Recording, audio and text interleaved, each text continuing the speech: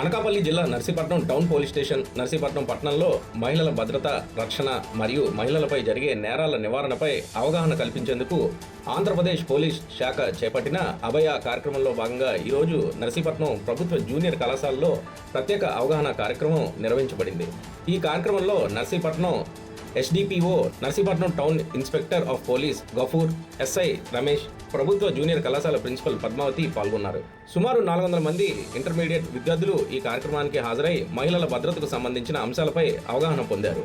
కార్యక్రమంలో భాగంగా awareness on wheels వాహనం ద్వారా మహిళల భద్రత, ఈవ్ టీజింగ్, సైబర్ నేరాలు, సోషల్ మీడియా దుర్వినియోగం, కార్యాలయాల్లో మరియు విద్యా సంస్థల్లో వేధింపుల నివారణ, అత్యవసర పరిస్థితుల్లో 112 సేవల వినియోగం, శక్తి యాప్ మరియు పోలీస్ శాఖ అందిస్తున్న మహిళల భద్రతా సేవలకు సంబంధించిన అవగాహన వీడియోలను ప్రదర్శించి విద్యార్థులకు వివరించారు.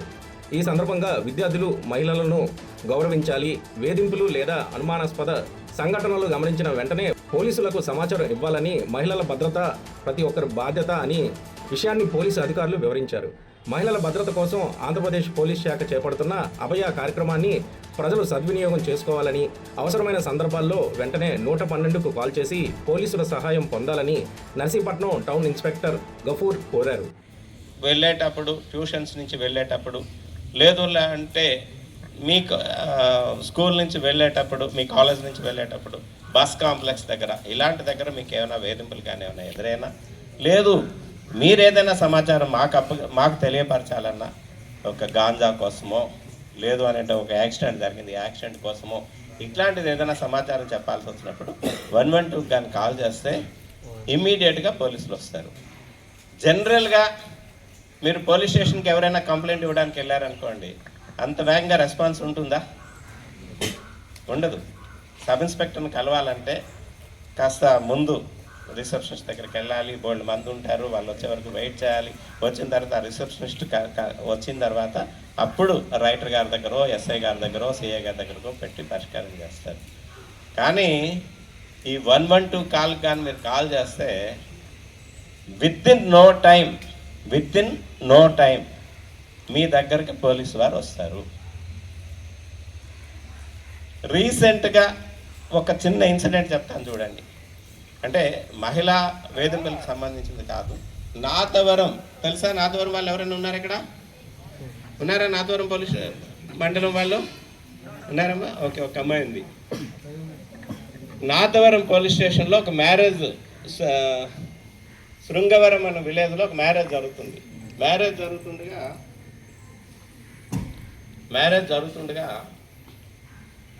మ్యారేజ్ అయిపోయింది.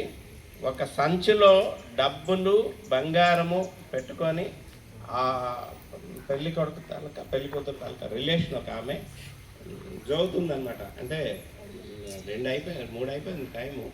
పెళ్ళి 12 గంటలకు క్లోజ్ అయిపోయింది. ఈ బ్యాగ్ పట్టుకొని నిద్దట్లో మండపంలోనే ఇంకా ఇలాగ ఇదవుతుంది.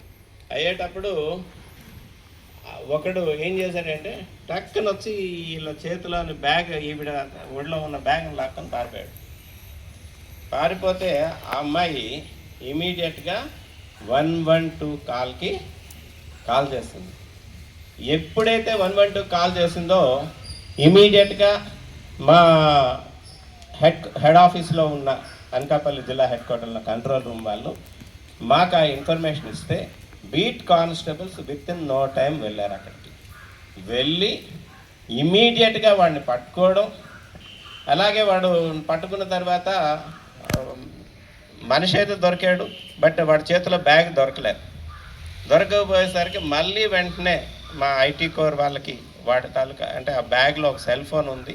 ఆ సెల్ ఫోన్ ఉంటే ఆ సెల్ ఫోన్ లొకేషన్ తీసుకొని ఇమ్మీడియట్గా క్యాచ్ చేసి 5 గంటలకల్లా, 3:30కి జరిగితే 5 గంటలకల్లా ఆ డబ్బులు